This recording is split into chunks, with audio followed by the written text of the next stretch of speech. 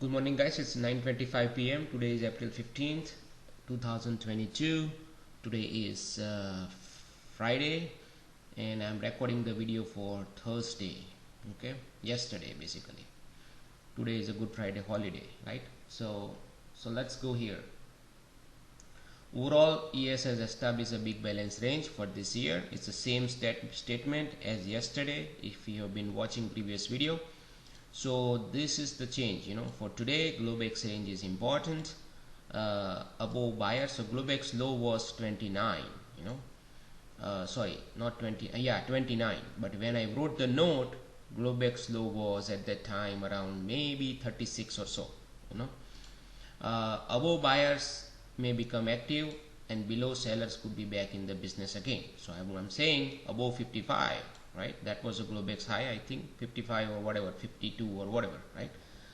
And below Globex low, which was at that time was 36, sellers can become active. Okay, avoid trading within the Globex range. At Globex range, so when price goes to the Globex high, right,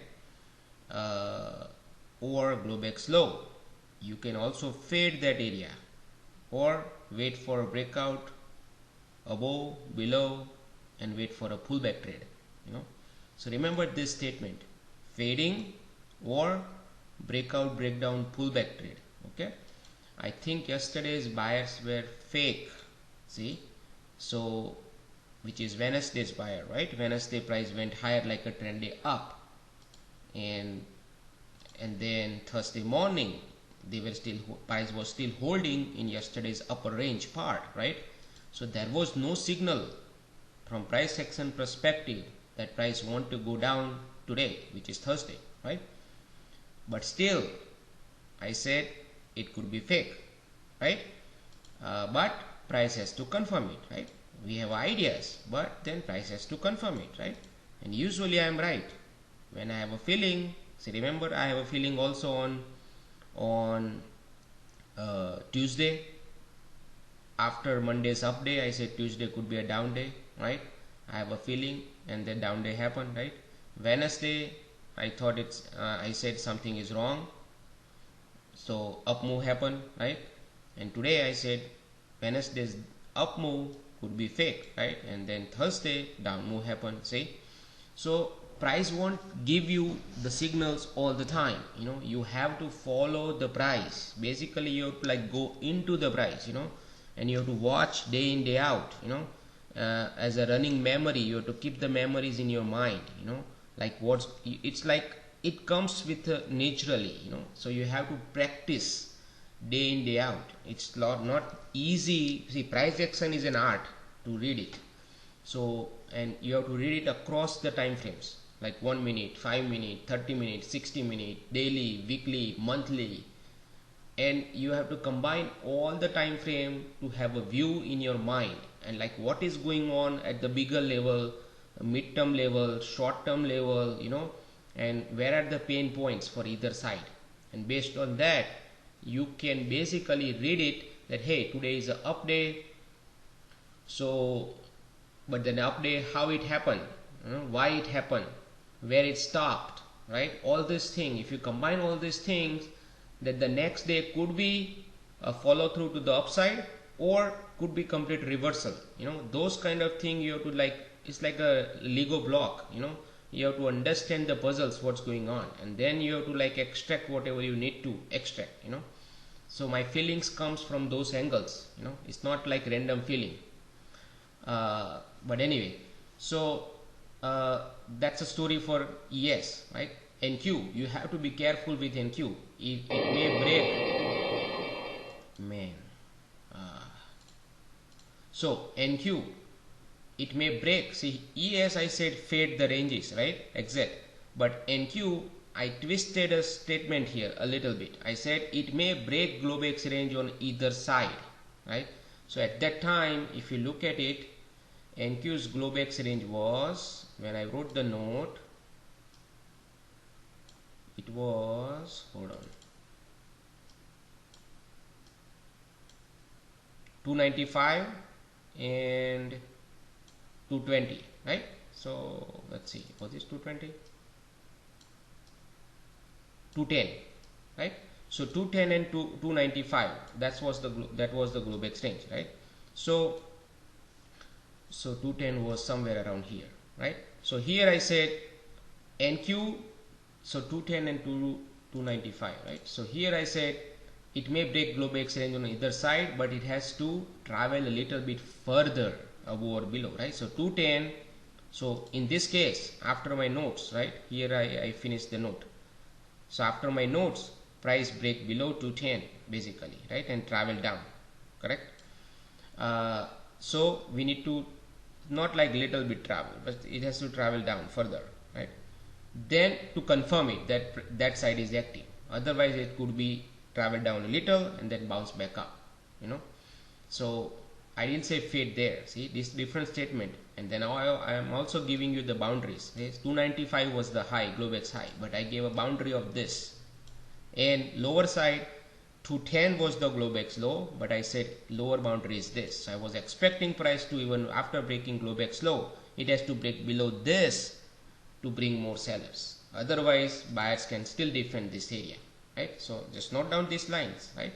And then here you can see it. 182 and 158, that's a lower boundary, right? So here you can see there is a statement also, see, that I gave it to folks in Discord, to members, that break below this area, sellers could be back in the business. Above yesterday's buyers, above this area, yesterday's buyers are still active with higher up R's, right? Higher up R was 220 and 264. Those are the powerful dream numbers, you know, and they always respond 90% of the time, you know. You just have to know how to trade them, you know. So, and these blue lines and green lines, pink lines are also important, you know.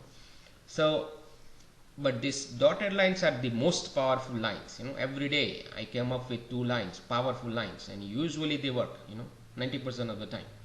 So now you know the context, right? What's going on? See here for ES also. Now notice these things. At that time Globex low was 38 or 36 when I published the notes, right? But I did not put any label here. See that? Typically all the retailers put the line here, right? And as a support. But I did not put any line here. See that? But instead I kept 29 to 33 as my bold support, and also I put the note here. See, so on purpose I did that because these are not the levels, you know, where price will bounce. This is the key level. See, that is what the reading, the art of price reading comes, you know. And you can see at 9 o'clock price touched this area, right here, in this bold support, not from here, and then it came up, went up, right, all the way to this bold area, and then it got rejection, sliced through this bold area, on the way back up, pull back short into the bold area, and then price went down, where next bold area. See that? Important supports, bold areas are important support, and then you can see the bounce back up to this bold area again, right? And then what? Again went through the bold area, pull back to the bold area, broken support, turn resistance, same concept. And where did it go? Where did it go? Right into this bold area. See that? And then stop right there. Bold areas are powerful, you know. Once if they are broken, they can act as a resistance, right? NQ, same thing. You can see all our lines, right? Once this blue line, pink line is broken, price pop back up, boom, down, right? And then here this line, see, these were all the lines given to the members before the open. See that? Bounce, this line held it. Now this line is traded multiple times, so ideally there is no trade here, but you can see it held it here, went through it, act as a resistance, came down, went through this line, act as a resistance, came down, resistance, finally broke through it, act as a support here, went here again to this line, now this time to the dot, right? And then boom, slice through it. See here, it tried to pull back, slice through it, big bar, came back up, turned into resistance again, came down pretty much this low from yesterday, bounced back up, went through it, pulled back, held it down to the next line. See that? It's just purely, see here also you can see that. Here, came up here, multiple support, multiple times, touched it, finally bounced back up, right? See here also tiny, see that? This area was broken, up, acted as a resistance, came down to this support, right? Since this was like, it was too close, right? Here at the open, it always goes through the lines, right? So it's not a big deal. So it went up, went through this dream number, right? And this is the area, 220 to 235. That is what I said in Discord in the morning in pre-market commentary. So now I'm combining all this thing, okay? So listen. So of the open, so in the pre-market voice, I said for sellers, 42 to 45. This is a very important area for them to defend. Same time, NQ 220 to 235 area for them to defend. If they want to keep it down today, these are the areas they should defend. And buyers should defend this area and this 158, 182, So that means indirectly I'm saying anything above this area, buyers would be active. Anything below, sellers would be active. Anything above, buyers would be active. Anything below, sellers would be active. Okay. So of the open, when price went higher, right, like this, it looks like it wants to do an open drive to the upside, like a follow through, right, from yesterday's up move. And then it went higher. While NQ was here, ES was trying to break out. See, also there is another point you need to note. Yesterday's high was around 49, which is somewhere around here, right? See, there is no level here. On purpose, similar to this, I did not keep a line here as a resistance. You can see it clearly, right? There was a purpose for it, because I was thinking 49 is not an important area. 45 is important, but not 49. See, and you can see it, price sliced through it, right? And pretending like it was not there even. See here also, sliced through it, right? So it was a trap basically. So it could have been trapped, So, but anyway, I did not choose. I choose not to keep that line as a resistance. And you can see it. Price once went higher, like an open drive. See, internals were rising at that time. Momentum was good, right? NQ was going higher. So if you don't know the background that this is the key area for sellers, right? This is the key area for sellers to keep it below.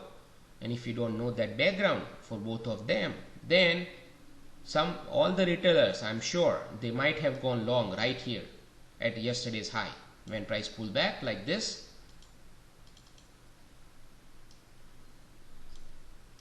Like this, right?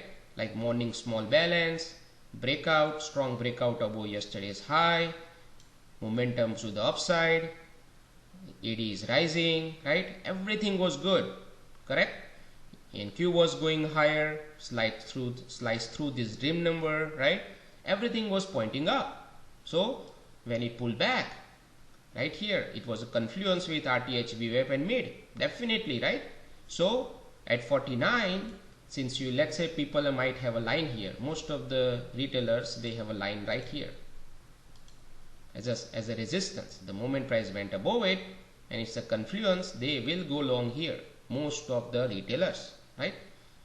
And then price pulled back, right, went down, went through it, so they are in trouble, right? So the second mistake they might have done it is double down. That means, or double up, I would say, that means they did not take a loss here, but they assume that fine, because morning low is still holding, let me go long here, right here at the morning low, add it up, so they added into this position, most likely I am assuming, because I was that retailer at one point in my past, right? And then AD at that time was still holding, momentum was still holding above zero line, right? So they might have added it here. And then price sliced through it, right? And then pull back and then gone down, right? Now they are thinking, so if they are smart, they might have built out. But if they are not, then they might have added it up here also at the gap fill. Because now they are thinking, man, fine, usually price fills the gap, maybe it can fill the gap here like this. See that? when they see this candle, they are thinking, oh, gap is filled now. Now price is going to reverse, slice through it and go higher, right? So they might have gone long here also, and then they have seen this, like this, right?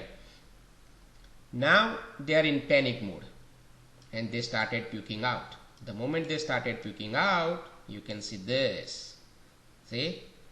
So I'm just showing you what the typical mistake a day trader can make, without knowing the context, what's going on. Now, on the other side, while I was watching all this thing, right, when price went through higher, then I was just keeping in my mind that fine, let everybody go long here at 49 and prove it, and then let price goes higher above, then I am ready to go long. Let NQ go higher above this dream numbers, right, then I am ready to go long. Otherwise I am still keeping that down move idea, feeling that yesterday's move was fake. The moment price went below 49, I was ready to think that man, now those guys are trapped now. See here? And then the moment price went below this, right, 45 was important, right, this area. The moment price went below here and NQ got a rejection right from this 235 220 area, right here. I can see this tail coming in the real time. I knew at that time that something is off, price wants to go down. The moment it sliced, it went down at 230 right here, I took a short right at 230, and then at that time I told in Discord, I had mentioned in Discord that NQ wants to go towards 67 78. 67 was here, this area, and ES has a pending business for sellers to tag this which one, this area 440603 area, this area, so at that time my feeling became strong that most likely NQ will come in a straight manner to this 68 78, and it may get exhausted there and then buyers may step in. That was the idea I said. So I targeted that area, pretty much. So I built out here, and the remaining I built out somewhere here. ES also I did the same thing. So ES I did not short it here, right? Even though in pre-market I said you can fade it, I did not fade it ES, because I didn't want to take a chance here.